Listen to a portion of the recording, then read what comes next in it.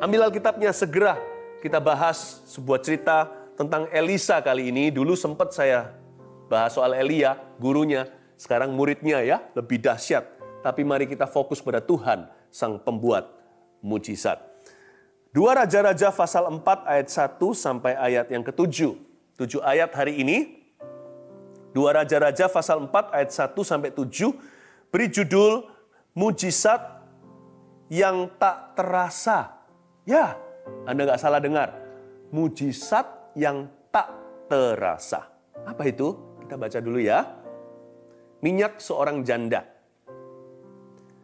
Salah seorang dari istri-istri para nabi mengadukan halnya kepada Elisa. Sambil berseru, "Hambamu suamiku sudah mati, dan engkau ini tahu bahwa hambamu itu takut akan Tuhan. Tetapi sekarang penagih hutang sudah datang untuk mengambil kedua orang anakku menjadi budaknya." Ayat 1 depresi sekali. Seorang janda nabi, suaminya seorang penyambung lidah Allah atau seorang pengkhotbah. Seorang hamba Tuhan di perjanjian lama. Keluarga ini dikenal sebagai keluarga yang takut akan Tuhan, sesuai dengan pengakuan si nyonya tentang almarhum suaminya. Suamiku itu takut akan Tuhan. Ya. Tapi kenapa dia mengalami masalah dengan hutang piutang? Sampai-sampai kedua orang anaknya mau dijadikan budak. Hari itu datanglah lintah darat yang beri mereka pinjaman untuk merampas putra mereka. Nah, di ayat pertama kita mulai dulu dengan sebuah kebenaran yang cukup umum. Hujan kalau turun kena ke orang saleh dan orang jahat. Siapa bilang kalau kita ikut Tuhan, sekalipun kita ini takut akan Allah, kita akan luput dari masalah. Gak ada ceritanya. Yesus saja memperingatkan kok di dunia ini persiapkan hati. Di dunia ini engkau akan mengalami berbagai macam pencobaan. Tapi kuatkan hatimu. Aku telah mengalahkan dunia. Jadi jangan mengeluh kalau kita itu masuk dalam problema. Jangan merasa istimewa. Sekalipun kita ini sudah ditebus dengan darah. Kita ini hanya manusia. Setiap kita bisa punya problema. Karena itu kalau kita diserang sebuah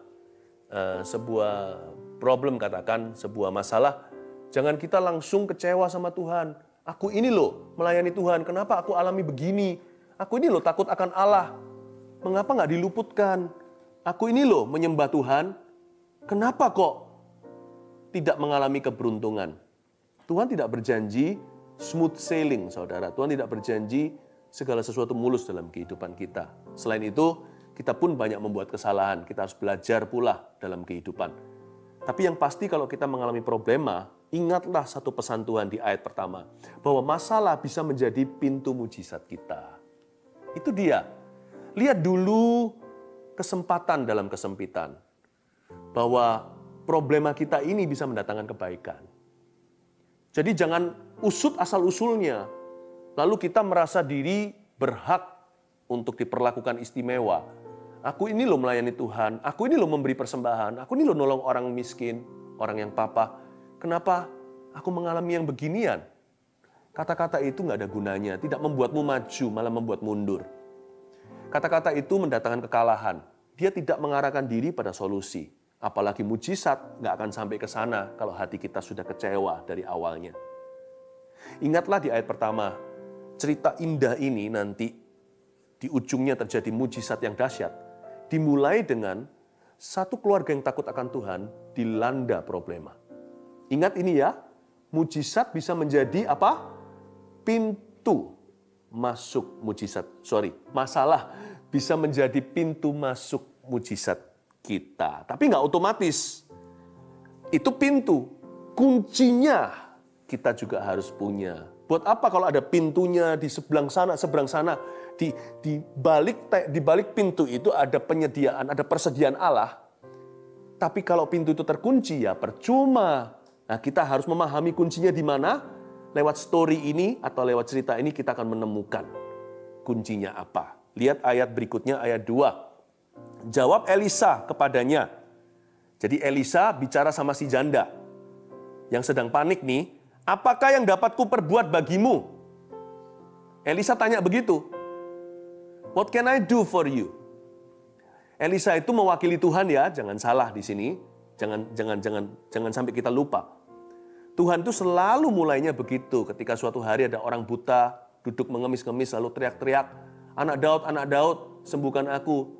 Murid Yesus suruh dia pergi, tapi Yesus berkata bawa dia ke sini.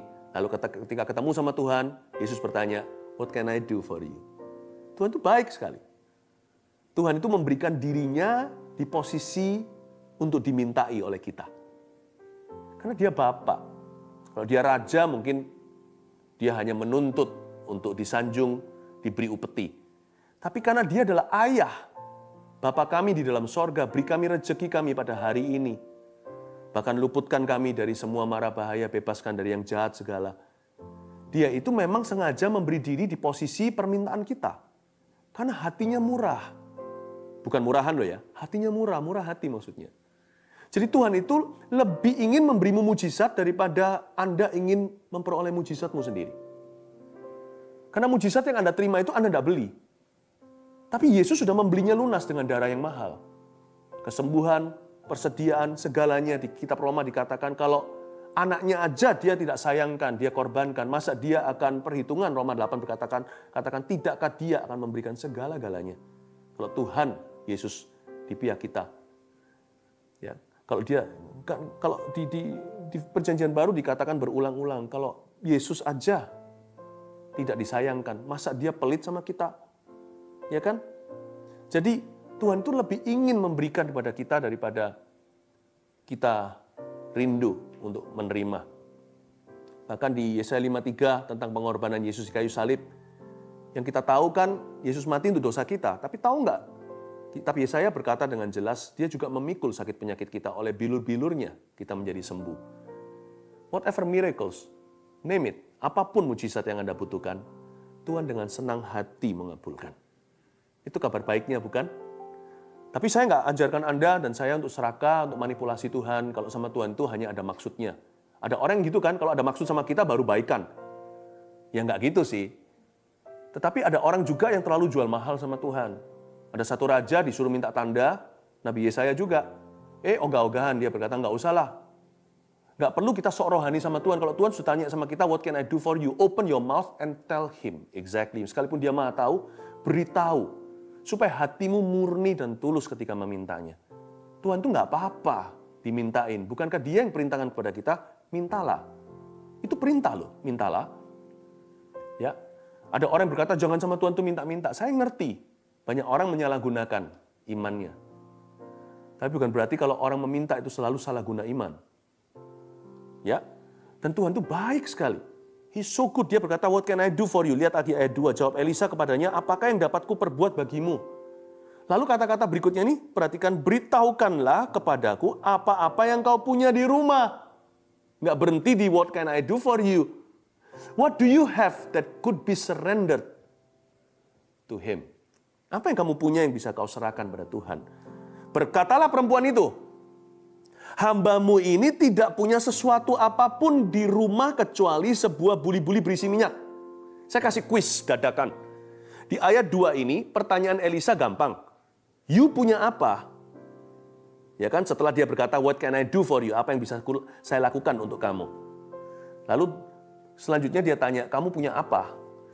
Lalu janda ini menjawabnya, hambamu ini nggak punya apa-apa di rumah kecuali buli-buli berisi minyak. Aku nggak punya apa-apa kecuali di rumahku ada buli-buli. Kuis. Janda ini punya apa? Ya, karena saya nggak bisa dengarkan Anda, saya kasih jawabannya aja langsung. Ada 2. Janda ini masih punya rumah. Ya. Dia bilang dia nggak punya apa-apa. Buktinya dia punya rumah. Dia bilang nggak punya apa-apa. Buktinya di dalam rumahnya masih ada buli-buli berisi minyak. Useless sih. Nggak berguna. Karena janda itu nggak ngerti nanti mujizat apa yang akan dia terima. Akan ada minyak mengalir dari sana. Tapi bagi dia, buat apa itu buli-buli? Apa gunanya? Apakah bisa menyelamatkan kedua anaknya yang sebentar lagi dirampas oleh lintah darat? Jangan bersandar pada pengertian sendiri. Di titik awal, mujizat itu nggak masuk akal. Tapi kalau semuanya Tuhan itu meminta sesuatu dari kita atau Tuhan itu mengajari sesuatu, dengarkan. Itu pasti arahnya ke sana. Tuhan itu nggak pernah mimpin kita salah. Dia selalu menuntun kita ke air yang tenang dan rumput yang hijau pula. Tuhan itu tidak pernah memimpin kita ke jalan yang sesat, tapi Tuhan menuntun kita ke jalan yang benar oleh karena namanya. Elisa tanya sama dia, kamu punya apa? Dijawab, aku nggak punya apa-apa di rumah kecuali buli-buli berisi minyak. Elisa sebenarnya memberikan dia pertanyaan jebakan, bukan untuk mempermalukan. Tapi Elisa itu sebelum memberikan mujizat Tuhan untuk wanita ini, Elisa mau mematahkan dulu roh yang pesimis di dalam hatinya. Kalau Anda dan saya mau menerima sesuatu dari Roh Kudus, Yakobus berkata begini, hendaklah dia jangan bimbang ketika meminta. Orang yang bimbang itu seperti orang yang diombang-ambingkan, orang yang mendua hati. Jangan sekali-kali jangan harap. Coba Anda baca sendiri nanti di Yakobus pasal pertama. Jangan harap orang itu terima sesuatu dari Tuhan Yesus. Jangan harap dia terima apa-apa. Siapa bilang kalau kita terima mujizat itu iman kita harus sempurna? Tuhan kasih itu UMR-nya itu sangat low sekali, minimal sekali. Itu cookie, namanya kue itu ditaruh di rak yang paling rendah, anak kecil pun bisa. Biji sesawi itu apa? Beras aja jauh lebih besar. Tuhan itu buat yang namanya standar untuk menerima mujizat atau syaratnya itu sangat rendahan. Dengan kata lain, cuma-cuma dia berikan. Supaya kita ini juga nanti cuma-cuma memberikan pada orang lain apa yang mereka butuhkan. Kalau mujizat itu sulit digapai atau susah untuk dicapai, itu kan menurut pikiran Anda dan saya. Karena manusia memang suka untuk mempersulit diri. Manusia itu jagonya komplikasi. Tuhan itu buat sangat-sangat sederhana loh. Biji sesawi itu apa-apaan? Coba kalau pernah Anda lihat, mungkin tidak pernah lihat ya. Saya pernah lihat waktu saya ke Israel, itu biji sesawi itu sama dengan debu, nggak kelihatan. Beras masih kelihatan, apalagi jagung. Itu biji sesawi itu satu titik kalau Anda tulis pakai pensil, ada titiknya itu, di titik. Bahkan koma lebih besar bahkan tanda koma itu lebih gede. Paling tidak ada seperti cambahnya, ada seperti tauge. Titik, cuman satu titik pensil itu loh. Dengan kata lain, I don't need your faith to give you your miracle. I just want you to humbly believe. With insufficient faith of yours. Aku tidak perlu imanmu, kata Tuhan, untuk memberimu mujizatmu. Aku tidak perlu. Yang kuperlukan, kata Tuhan pada kita, hanyalah engkau mau dengan rendah hati belajar untuk percaya. Dengan imanmu yang pas-pasan atau kurang itu. Itu dia. Dipatahkan sama Elisa di ayat 2. Roh pesimisme. Jangan pesimis jadi orang. Pesimis itu bukan kurang iman. Mending iman kecil tapi arahnya benar, tetap percaya. Seperti orang itu loh yang menerima mujizat untuk anaknya di perjanjian baru, di Injil, dia berkata gini, ampuni aku yang kurang percaya. Tuhan, aku percaya, ampuni aku yang kurang percaya ini. Lord, I believe in you, forgive me for my unbelief. Pesimis itu bukan kurang iman. Mirip sih, beda. Orang bisa kurang iman mengalami mujizat besar. Karena dia tetap berusaha percaya. Pesimis itu pengakuannya sudah meninggalkan Tuhan. Pesimis itu sudah berkata, tiada harapan. Udah tutup buku untuk Roh Kudus. Jangan mengunci dirimu sendiri. Don't lock your own miracle. In fact, you must find the key to unlock the door to your miracles. Jangan kunci diri sendiri, jangan kunci mujizatmu. Malah justru temukan kunci itu untuk membuka pintu mujizat Anda. Kita sekarang lihat kuncinya ya, ayat 3. Ya. Lalu berkatalah Elisa, pergilah. Ini Elisa ngomong gini, mintalah bejana-bejana dari luar, daripada segala tetanggamu, bejana-bejana kosong. Tetapi jangan terlalu sedikit ya. Elisa berkata, kamu mesti pergi keluar, pinjem guci. Bejana-bejana dari tetangga-tetanggamu yang dekat dulu, kalau sudah habis yang jauh. Pokoknya sebanyak-banyaknya, sekuat-kuat kamu jalan. Pergi, dapatkan semaksimal mungkin yang bisa kamu peroleh bejana-bejana kosong itu. Jangan terlalu sedikit. Apa maksudnya? Ini kuncinya. Selama Anda dan saya masih merasakan kebutuhan sendiri, mujizat tidak akan tiba. I guarantee. Tapi ketika kita mulai merasakan kebutuhan orang lain dan melupakan kebutuhan kita, hati-hati, mujizat akan mengetuk pintumu. Kok bisa? Wanita ini disuruh pergi pinjam bejana. Coba pikirkan, kalau Tuhan memang mau tolong dia, ngapain bejana sih? Bisa aja tiba-tiba di halaman belakang dia gali lubang, muncul semprotan atau semburan minyak. Apa nggak bisa? Tuhan taruh minyak di mana? Di bawah tanah. Itu orang kalau mau menambang. sampai nanti menyembur-nyembur keluar seperti yang di Timur Tengah. Emangnya kenapa harus bejana? Bejana harus pinjam lagi. Ini bukan diajari untuk kita pinjam uang loh ya, karena ini yang diminta oleh Tuhan untuk meminjam sesuatu, bukan moneter. Tuhan tidak pernah suruh kita jadi batu sandungan atau anak cucu kita minta-minta roti. Tapi bejana-bejana kosong yang useless juga, yang percuma di rumah-rumah tetangga, dia ketuk pintu, tahu apa yang terjadi enggak? Ketika wanita ini pergi ke tetangga-tetangganya, dimulai dari dekat lalu yang ke jauh. Mau nggak mau, dia pasti harus basa-basi dulu dong. Halo, apa kabar? Mau nggak mau dia harus ketemu orang. Jadi nggak kuper, nggak hanya berpikir tentang dirinya sendiri. Mau nggak mau dia punya world view. Dia punya pandangan, cara pandang meluas. Waktu dia ditanya, how are you, apa kabar, bagaimana dengan kamu? Mau nggak mau dia harus cerita juga. Terpaksa dia harus cerita kenapa dia perlu bejana. Nggak bisa diam-diam, nggak ada angin, nggak ada badai, pinjam bejana. Orang kan pasti tanya, kalau boleh tahu Ci, untuk apa? Jadi terpaksa dia cerita. Begini loh, keluarga kami itu dalam masalah, lalu seorang hamba Tuhan Elisa berkata, pinjamlah bejana, karena nanti Tuhan akan mengalirkan mujizatnya. Orang-orang itu jadi diberkati dengan kesaksiannya. Dan waktu dia masuk ke rumah seseorang, mungkin tetangga yang sudah lama nggak ketemu, mungkin dia menemukan orang-orang yang sudah tidak lagi ke gereja. Awal mula mau pinjam bejana, berakhir mendoakan tetangga. Mungkin dia pergi ke rumah yang satunya lagi, terjadi KDART atau kekerasan dalam rumah tangga. Awal-awal ke situ hanya untuk pinjam guci, malah melerai suami istri yang sedang berkelahi. Lalu mendoakan mereka supaya mereka berdamai kembali. Mungkin pergi ke tetangga satunya lagi, diketuk pintu, ternyata pakai putih-putih, dan di atas kepala ada abu, mereka berkabung. Sama seperti dia, seorang wanita barusan menjadi janda, cuman dia dulu yang jadi janda. Jadi dia bisa empati, gak apa-apa Cik, tadinya dia mau pinjam bejana, berakhir menghibur seorang teman lama.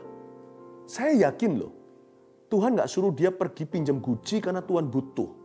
Tuhan bisa taruh itu di belakang halamannya, kan dia masih punya rumah, dia masih punya backyard. Masa nggak bisa minyak menyembur dari situ? Masa Tuhan nggak bisa taruh di bathtub atau di ruang kora-koranya atau apa? Kenapa harus guci? Kenapa harus pinjam sama tetangga? Waktu Anda masih terus fokus pada dirimu, mujizat tidak akan tiba padamu. Apalagi di masa-masa seperti ini. Kuncinya satu. Apa maksudnya mujizat? Mujizat tak terasa. Selama Anda merasakan kebutuhan Anda, mujizat akan tiba. Kunci pertama, tulis itu. Merasakan kebutuhan orang lain. Minimal nggak usah total lah. Anda mulai merasakan kebutuhan orang lain. Hari-hari ini, belajarlah pekah dengan orang-orang kanan kiri. Memberi nggak harus mahal. Dan memberi tidak harus money. Tapi saya yakin setiap orang bisa kontribusi untuk menjadi berkat bagi sesamanya. Uluran tangan, sebuah senyuman, whatever it is, tidak harus mahal, tapi ketika Anda bisa peka dengan kebutuhan orang lain, di masa-masa corona, masa-masa susah katakanlah, akan muncul makhluk-makhluk mulia. Daripada di masa-masa lembah seperti ini, banyak orang kelihatan warna aslinya. Yang mulia pun jadi hina, jadi seorang pembenci, seorang kecewa, seorang yang egois, seorang yang rebutan, seorang yang mikirin diri sendiri doang. I think kalau seperti itu, Tuhan juga tidak ingin memberikan mujizat pada orang demikian, karena orang demikian tidak tahu berterima kasih. Paham ya kuncinya? Masalah bisa menjadi pintu kepada mujizat, tapi kuncinya adalah merasakan kebutuhan orang lain. Kedua, merasakan beban Tuhan. Wanita itu pulang, tangannya penuh dengan guci, penuh dengan bejana, anaknya pun disuruh bawa, kan 2 anaknya hari itu mau dirampas. Dia bawa sebisa mungkin, sebanyak mungkin, saya nggak tahu apakah mereka bawa semacam kereta, atau gimana, zaman itu saya nggak tahu toolnya apa, mereka bawa. Saya yakin mereka pergi cari guci, pulang hati mereka membara dengan jiwa-jiwa. Tetap dibawa pulang sih, karena nantinya mengalir minyak di akhir cerita. Tapi waktu dia kembali, hatinya berubah. Orientasinya tak sama. Dia pulang dengan suatu pertama-tama dengan suatu memori, dengan sebuah ingatan tentang apa yang Tuhan lakukan tadi. Wow, aku pergi untuk pinjam sesuatu. Malah aku pergi tadi memberikan sesuatu. Waktu dia kembali, hatinya diperbaharui. Dia menangkap isi hati Tuhan Yesus. Dia menangkap bebannya Allah. Dia memperoleh visi untuk jiwa-jiwa. Kasihilah sesamamu manusia seperti dirimu sendiri. Dia pulang kembali ke rumahnya, tangan bawa Gucci, hati penuh dengan kasih. Pikiran penuh dengan amanat agung. Aku harus telepon Taci itu satu lagi tadi. Nanti besok setelah aku bayar hutang, aku mau bagi minyakku. Nggak mungkin dia nggak tahu berterima kasih. Ini Gucci-nya siapa? Dia pasti bagi-bagi. Ditaruh di plastik mungkin, dibungkus atau ditaruh di Gucci yang sama pulangnya. Tadinya pinjamnya Gucci kosong, pulangnya bejana terisi. Pasti dia beritahu, Ci ini ya, kan barusan ditinggal sama suami jadi janda, pasti perlu untuk bayar ini itu dan untuk kehidupan. Apalagi zaman dulu itu jadi janda itu susah. Nggak seperti hari ini. Orang zaman itu kalau sudah jadi janda, sudah ditinggal sama suami, dia nggak punya pekerjaan seumur hidupnya. Dia harus dari welfare atau dari belas kasih masyarakat sekelilingnya. Ini ya, untuk menyambung kehidupan, aku mengerti aku punya 2 anak, Taci punya 3 anak. Ini waktunya untuk bisa menyekolahkan mereka. Semoga ini bisa membantu. Berubah. Tadinya mau keluar hutang, sekarang malah memiutangi. Tadinya mau menyelamatkan anak sendiri, sekarang malah bisa menolong keluarga lain untuk menyelamatkan anak mereka. Hatinya berubah jadi misionaris. Mujizat tetap terjadi. Justru terjadi ketika mujizat itu tidak terasa. Waktu terjadi itu, mujizat itu bukan lagi lakonnya. Tapi hati Bapa menangkap, mengadopsi visi Tuhan. Merasakan beban ilahi. Kuncinya 2, catat sekali lagi. Merasakan. Merasakan, apa tadi? Saya lupa. Ya. Iya. Beban Tuhan. Sebelumnya lagi. Merasakan kebutuhan orang lain. Ya. Maklumi ya. Saya berkhotbah tanpa catatan. Dan juga kadang-kadang hal seperti ini terjadi. This is real. Merasakan kebutuhan orang lain. Kedua, merasakan beban Tuhan. Nah itu dia. Itu yang membuat dia mengalami mujizat. Kita lanjutkan sedikit lagi. Lalu ayat yang keempat sampai ayat ke-7 saya bacakan. Kemudian masuklah, tutuplah pintu, sesudah engkau dan anak-anakmu masuk, lalu tuanglah minyak itu ke dalam segala bejana. Mana yang penuh angkatlah. Nah, ini kejadiannya mulai terjadi. Ini mujizatnya mulai terjadi. Ini real ini. Ya. Pergilah perempuan itu daripadanya, ditutupnya lah pintu sesudah ia dan anak-anaknya masuk, dan anak-anaknya mendekatkan bejana-bejana kepadanya, sedang ia terus menuang. Ketika bejana-bejana itu sudah penuh, berkatalah perempuan itu kepada anaknya, dekatkanlah kepadaku sebuah bejana lagi. Tapi jawabnya kepada ibunya, tidak ada lagi bejana. Lalu berhentilah minyak itu mengalir. Kemudian pergilah perempuan itu memberitahukanlah kepada ahli Allah, dan orang ini berkata, pergilah, jualah minyak itu, bayarlah hutangmu, dan hiduplah dari lebihnya engkau serta anak-anakmu. Coba catat ini, hiduplah dari lebihnya. Kalau Tuhan melakukan mujizat itu selalu melimpah. You see, mari kita hayati the largeness, large, XL, the largeness, ukuran persediaan Allah itu selalu dahsyat. Mujizat itu nggak pernah pelit. Ya, Alkitab mengatakan di sini Elisa ngomong gini sama janda, hiduplah dari lebihnya, dari lebihnya, kelebihan nggak pas-pasan. The largeness of God's provision. Persediaan Allah itu selalu melimpah ruah.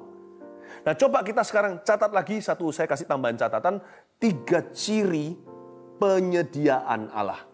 The 3 characteristics of God's provision. 3 ciri persediaan Allah. 1, di ayat 4 dikatakan, Elisa ngomong gini sama si janda, kemudian masuklah, tutuplah pintu, sesudah engkau dan anak-anakmu masuk. Ya, lalu tuanglah minyak. Katakan tutuplah pintu. Yang pertama, ciri khas penyediaan Allah, the provision of God. 1, ya, selalu pribadi lepas pribadi tidak pernah sama. Tulis ini, pribadi lepas pribadi tidak sama. Pribadi lepas pribadi tidak sama. Karena itu tidak ada ruang untuk iri. Kenapa keluarga itu disertai Tuhan begini? Nggak bisa. Anda harus tutup pintu. Behind every door, ada unique miracle. Setiap keluarga sendiri-sendiri. Ciri khas persediaan Allah, penyediaan Allah itu selalu begini. Yaitu pribadi lepas pribadi diberi. Tidak sama satu orang dengan yang lainnya. Jadi jangan iri hati ya. Iri hati adalah dosa yang paling bodoh. Bukan dosa paling jahat. Dosa paling konyol itu iri. Emangnya Tuhan itu miskin? Emangnya Tuhan itu tidak punya Tuhan yang menciptakan sidik jari kita. Setiap orang beda. Bahkan kembar siam pun tidak sama sidik jarinya. Coba bayangkan. Masa Tuhan kehabisan akal? Masa Tuhan kehabisan persediaan? Masa Tuhan tuh harus menduplikasi atau harus mengulang mujizat orang lain ke dalam hidup Anda. Atau mujizat Anda ke dalam hidup orang berikutnya. Tidak harus. Karena itu Elisa berkata, kamu mau mujizat, tutup pintu. This miracle exclusively for you. Jangan iri, masing-masing datang pada Yesus. Koreksi sikap hati yang salah supaya jangan jadi penghalang antara kita dengan Allah. Udah simple. Ciri khas pertama, pribadi lepas pribadi tidak sama. Catat itu, pribadi lepas pribadi tidak sama. Kedua, di ayat yang kelima dikatakan, pergilah perempuan itu daripadanya, ditutupnya pintu sesudah ia dan anak-anaknya masuk, dan anak-anaknya mendekat berjana kepadanya. Sedang ia terus menuang. Katakan, ia terus menuang. Ciri khas persediaan, ciri khas penyediaan Allah. The characteristics of God's provision nomor 2 adalah Allah bekerja sama dengan kita. Tuhan tidak mau kita nganggur. Tuhan mau kita masuk di dalam pekerjaannya. Apa yang dia lakukan, kita menjadi bagian. Saya kalau lagi bikin sesuatu prakarya atau apa, kalau anak saya sudah cukup bisa kerjasama dengan saya pasti mau supaya nanti hasil karya bersama. Namanya hati papa ya begitu. Sekalipun mujizat itu dari Tuhan 100%. Tapi Tuhan kasih sekian persen untuk kita turut menuang. Makanya ada ayat di sini, ia terus menuang. Tuhan tidak akan tuangkan. Tuhan alirkan. Dia yang menuangkan. Kalau ciri khas pertama, pribadi lepas pribadi tidak sama. Ciri khas kedua, Allah selalu bekerja sama dengan kita. Jadi, daripada kita mengeluh, menuntut Tuhan, atau iri hati dengan orang lain yang mengalami dulu, kenapa enggak tanya aja, Tuhan, what is bagianku? Campur baur nih bahasanya. Apa bagian saya? Udah, fokus. Kalau memang harus fokus pada diri sendiri, fokus ke bagian Anda. Fokus ke peran Anda. Anda tidak bisa membuat mujizat terjadi, tapi Anda bisa taat. Yang terakhir, di ayat yang ke-7 dikatakan, lalu berhentilah minyak itu mengalir. Wow, this is a good thing actually. It's not a bad thing. Kalau nggak pernah berhenti mengalir, akan ada air bah minyak, lalu mati semua. Karena itu yang ketiga, sifat daripada penyediaan Allah adalah ada batas waktu dan tujuannya. God's provision is limited. His love is not limited. His provision is. Tuhan punya penyediaan itu selalu ada fungsi gunanya. Tujuannya kali ini bagi wanita ini adalah untuk menyelamatkan anak-anaknya, bayar hutang suaminya almarhum. Dan juga untuk menolong tetangga-tetangganya. Udah, setelah itu dia akan masuk season yang baru, dia harus ikut Yesus lagi. Dan dia harus mulai dari awal seolah-olah dia akan mengalami pengalaman-pengalaman indah, pengalaman-pengalaman baru dengan Tuhan. Jangan pernah pakai minyak lama. Urapan yang usang. Ikut Tuhan harus diperbaharui. Jangan berkata, dulu aku mengalami mujizat. Dulu doaku dijawab. Dulu aku mengalami Tuhan. Dulu aku punya kesaksian. Ikut Tuhan lagi hari ini. Nanti kalau hari ini punya persediaan, sudah cukup untuk memenuhi apa yang Tuhan suruh dan perintahkan. Firman itu terjadi atas hidupmu. Ingat persediaan Tuhan itu selalu ada batas waktunya. Dan ada batas tujuannya, ada batas waktu dan tujuannya. Ya, nggak bisa kita berkata, ya happy ya. Saya dengan satu janji ini, saya akan hidup seumur hidup.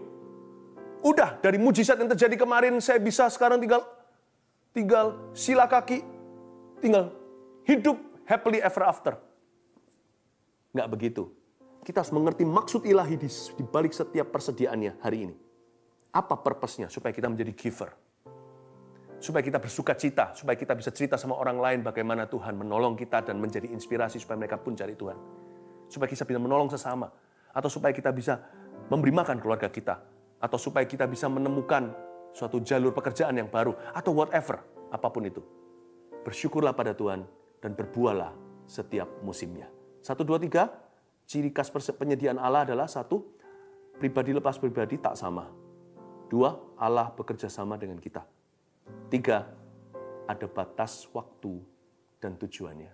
Selalu tanya tujuan Allah, jangan kejar berkatnya. Lord, if you bless me with this, what is your ultimate purpose? Kalau engkau memberkati aku dengan ini, apakah tujuan akhirnya? Biar aku tidak bebal, tapi biar aku mengerti kehendak Tuhan.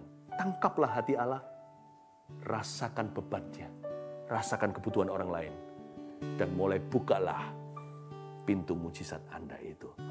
Sebelum kita nyanyikan lagu ini, firman yang saya bagikan nggak selesai di sini, ini hanya renungan. Besok hari Minggu, saya akan berkhotbah tentang bagaimana doa dijawab. Saya akan continue tentang ini. Bagaimana doa kita dijawab itu, supaya jangan sampai kita salah paham. Kita tahu berdoa, nggak ngerti jawaban itu datangnya gimana. Kan nanti kita konyol, gigit jari, doa doang. Doa itu 2 arah. Arah kesininya gagal total. Karena kita yang kelewatan. Jangan kelewatan suatu pengajaran yang akan memberikan pencerahan dan terobosan dalam kehidupan Anda. Besok di gms.church/streaming. gms.church/streaming. God bless you. Mari kita menghampiri Tuhan bersama-sama.